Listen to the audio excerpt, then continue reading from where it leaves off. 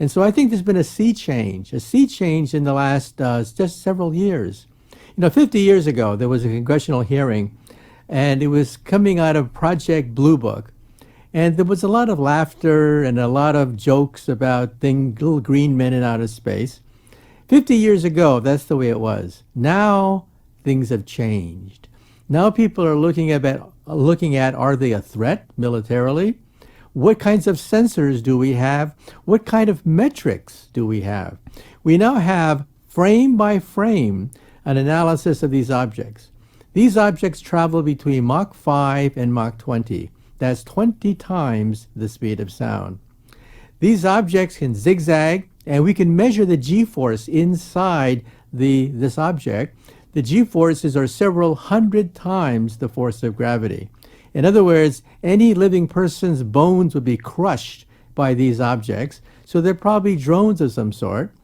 These objects can drop 70,000 feet in a few seconds. Think about that. It can drop a tremendous distance in just a few seconds, and they can go underwater. This is something that we didn't realize before, but yes, they can actually go underwater. And they also move without creating an exhaust or breaking the sound barrier. So these are things that we can now document frame by frame looking at these videotapes.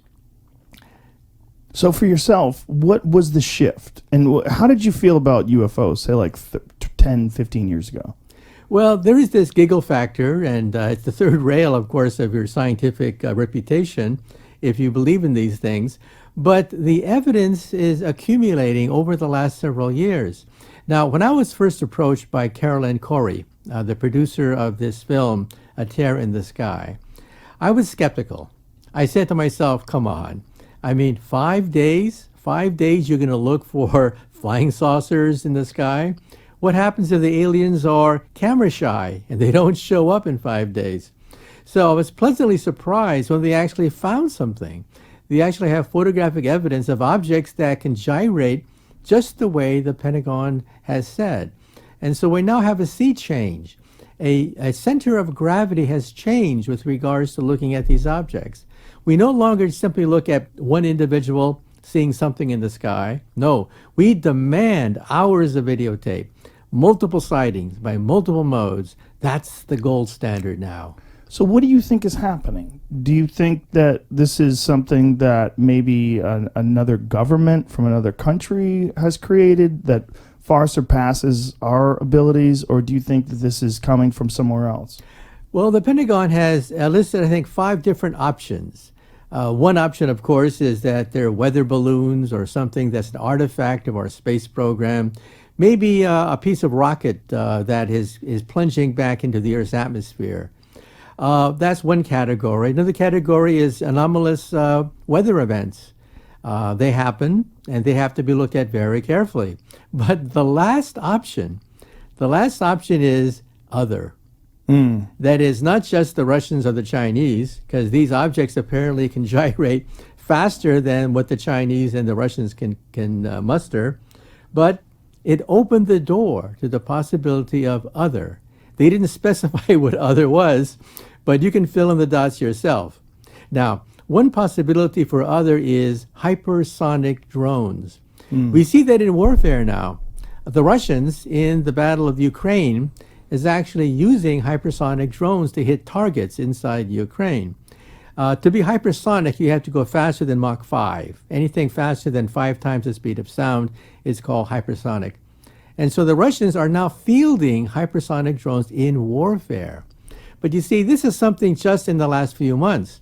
These sightings, they go back decades into the past, with objects executing these gyrations decades ago. And that's why you have to take them seriously. So the Commander David Fravor event that we talked about off the Nimitz, that was 2004. Do we have an accurate understanding about military capability in terms of like drones and propulsion systems from 2004? Or are there things that are classified that we're not going to have access to? Like, is it possible that, 18 years ago, they had the capability to have a vehicle or a drone move this way, that just that information has just not been released? Well, 2 years ago, the United States military admitted that it stopped working on these hypersonic drones. Why? They're unstable. They zigzag. And that's why the Russians have put a premium on this technology to evade our Star Wars program.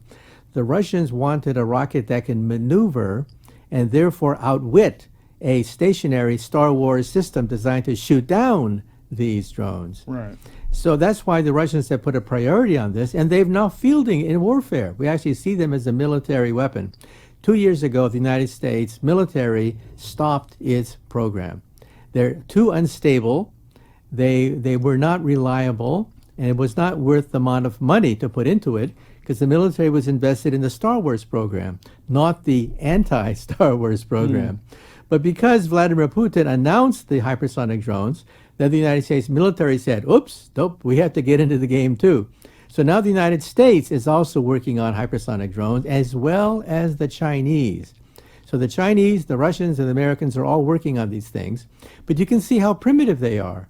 We're talking about objects that defy the known laws of aerodynamics with a technology beyond what we have today. And so that's why people are scratching their heads. Whose are these things if they're not the Chinese, the Russians, or the United States?